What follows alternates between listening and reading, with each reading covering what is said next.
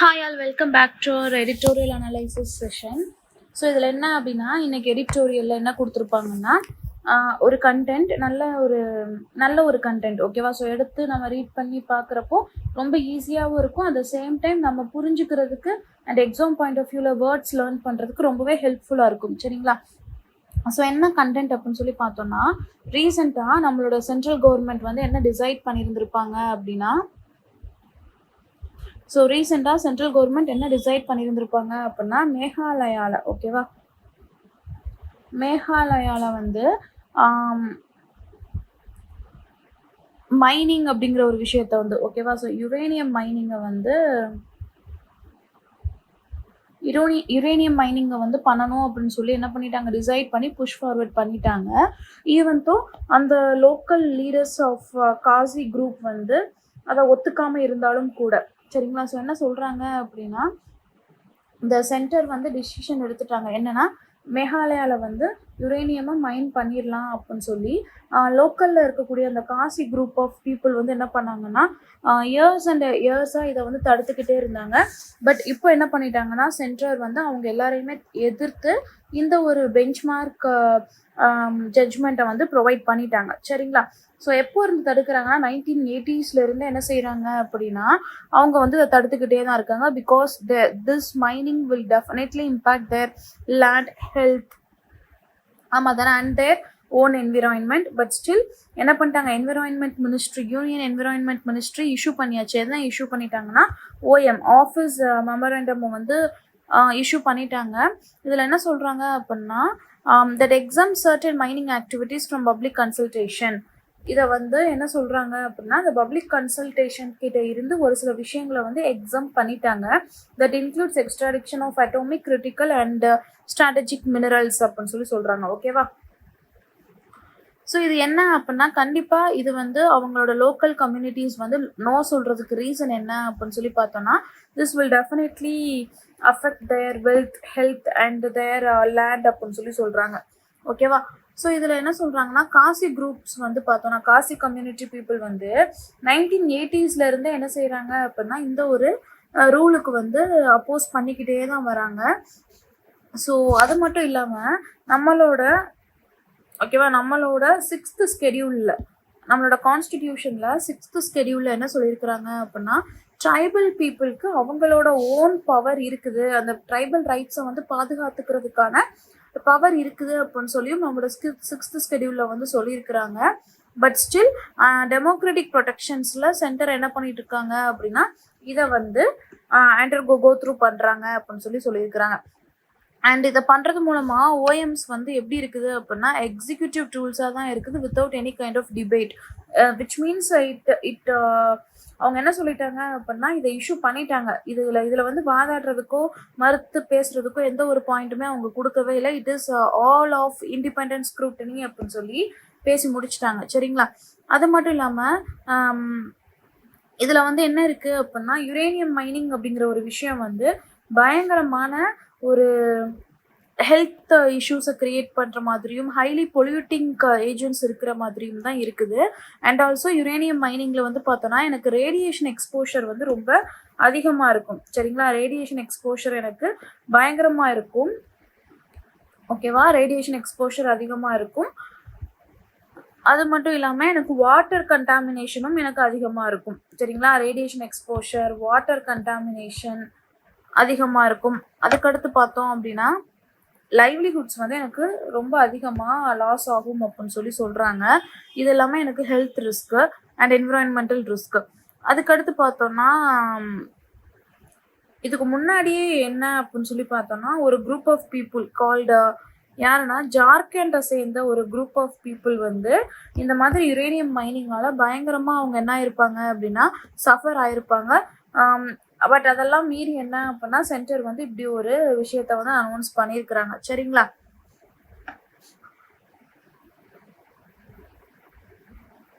So எடிட்டோரியலில் என்ன argument பண்ணுறாங்க அப்படின்னா, லோக்கல் லீடர்ஸ் வந்து நோன்னு சொல்கிறாங்க, அந்த பர்டிகுலர் ஏரியா பீப்புள் நோ அப்படின்னு சொல்கிற பட்சத்தில் கண்டிப்பாக என்ன செய்யணும்னா, ஸ்டேட்டோ சென்டரோ இதை வந்து கொஞ்சம் ரெஸ்பெக்ட் பண்ணணும் அப்படின்னு சொல்கிறாங்க.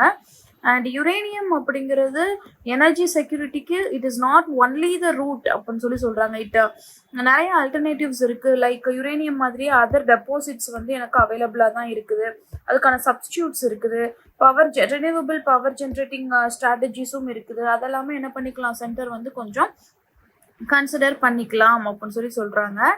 Tribal rights under 5th and 6th ஸ்கெடியூல்ஸில் வந்து சுப்ரீம் கோர்ட் ஜட்ஜ்மெண்ட்ஸ் வந்து என்ன பண்ணணும் அப்படின்னா இதை வச்சு நம்ம என்ன பண்ணிக்கலாம், சேலஞ்ச் பண்ணிக்கலாம் அப்படின்னு சொல்கிறாங்க. ஏன்னா 2013 இந்த மாதிரி தான் ஒரு இஷ்யூ வந்து எனக்கு கிடச்சிருக்கும்.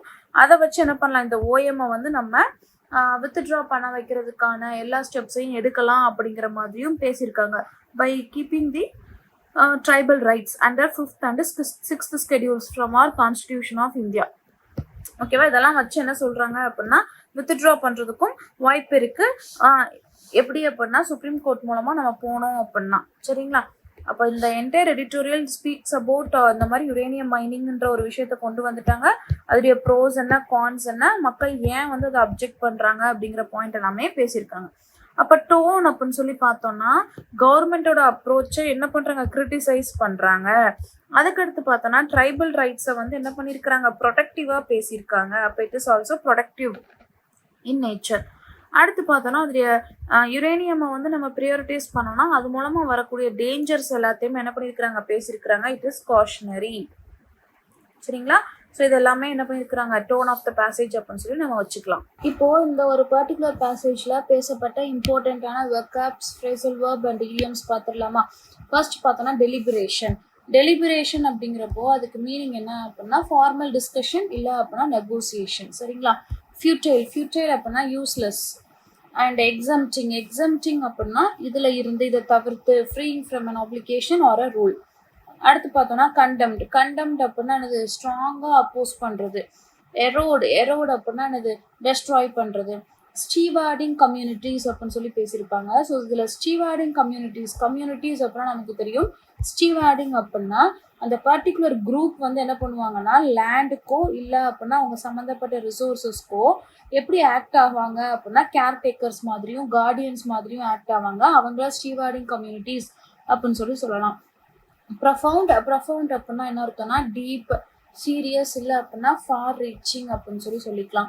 ரேடியேஷன் எக்ஸ்போஷர் அப்படின்னா ஹார்ம்ஃபுல்லான கண்டாமினேட்டட் மெட்டீரியல்ஸ் வந்து எக்ஸ்போஸ் ஆகுறது to human or else to environment. Resource frontier அப்படின்னா என்ன சொல்கிறாங்கன்னா அந்த லேண்டை வந்து அவங்க எப்படி மட்டும்தான் பார்க்குறாங்க, ஒரு எக்ஸ்ப்ளாய்டபிள் சோர்ஸ் ஆஃப் ரிசோர்ஸஸாக மட்டும்தான் பார்க்குறாங்க. அதை தான் என்ன சொல்கிறாங்கன்னா ரிசோர்ஸ் ஃப்ரான்டியர்னு சொல்கிறாங்க. behoofs அப்படின்னா it is responsibility of someone. அதாவது it is your behoove to protect our nation அப்படின்னா நம்ம நேஷனை வந்து பாதுகாக்கிறது உன்னோட கடமை, அதுதான் behoofs. இன்வோக்கிங் அப்படின்னா என்ன அர்த்தம்னா காலிங் அப்பான். அண்ட் coercion அப்படின்னா ஃபோர்ஸிங். ஓகேவா, ஃபோர்ஸிங், ஒருத்தவங்க விருப்பத்தை தாண்டி அவங்கள கட்டாயப்படுத்துறது. ரிசன்மெண்ட் அப்படின்னா என்ன அர்த்தம்னா கோபம், கசப்பான ஒரு கோபம், டிஸாட்டிஸ்ஃபேக்ஷன் எல்லாமே. Precedent அப்படின்னா earlier legal or policy decision serving as an example. For example, precedent அப்படின்னா இதுக்கு முன்னாடியே ஒரு கேஸ் இப்படி வந்துச்சு, அது வந்து இப்போ நான் எக்ஸாம்பிளாக எடுத்துக்கிறேன், அதுதான் என்ன அப்படின்னா precedent. Safeguards is nothing but safety or to protect rights. சரிங்களா, ஃப்ரேசல் வெர்ப் அப்படின்னு பார்த்துட்டோம்னா மூவ் வித் ஃபோர்ஸ் அப்படின்னு ஒரு வேர்டு கொடுத்துருப்பாங்க. மூவ் வித் ஃபோர்ஸ் அப்படின்னா ஆக்டிங் அக்ரெசிவ்லி. ஓகேவா, கால் ஆன் அப்படின்னா டிமாண்ட் அப்படின்னு அர்த்தம். பேங்க் ஆன் அப்படின்னா டிபெண்ட் ஆகி இருக்கிறது. வே அகெயின்ஸ்ட் அப்படின்னா ஃபார் எக்ஸாம்பிள் சுகருக்கு பதிலாக நான் என்ன யூஸ் பண்ணுறேன் அப்படின்னா ப்ரௌன் சுகர் யூஸ் பண்ணிக்கிறேன், விச் மீன்ஸ் அல்டர்னேட்டிவ்ஸ். சரிங்களா, செட் அவுட் அப்படின்னா அதாவது இட்ஸ் அ ப்ரெசிடென்ட் தான். ப்ரெசிடென்ட்னா என்ன பார்த்தோம், இப்போ முன்னாடி நடந்தது இப்போ வந்து நான் எக்ஸாம்பிள் எடுத்துக்கிறேன் இல்லையா, அதுதான் set out. Come up with a solution, that's all. Produce or create something.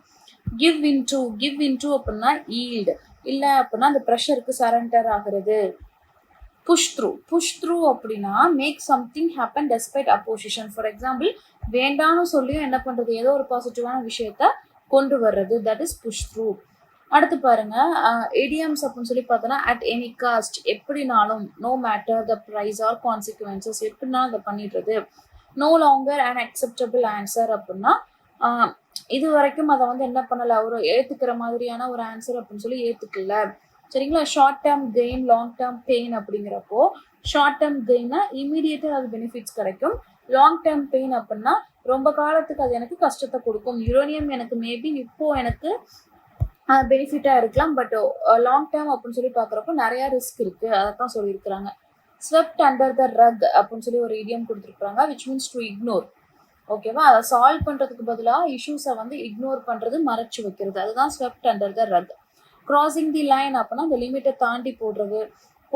Burning bridges அப்படின்னா என்ன அர்த்தம்னா டேமேஜ் பண்ணுறது, ரிலேஷன்ஷிப்பை பெர்மனண்ட்டாக டேமேஜ் பண்ணுறது. டிப் ஆஃப் தி ஐஸ்பர்க் அப்படின்னு சொல்லி பார்க்குறப்போ மிகப்பெரிய பனிப்பாறையோட மேலே, அப்போ மேலே இருக்கிற சின்ன விஷயம்தான் தெரியுது, பட் கீழே இருக்கக்கூடிய மிகப்பெரிய பிரச்சனை எனக்கு தெரியலை.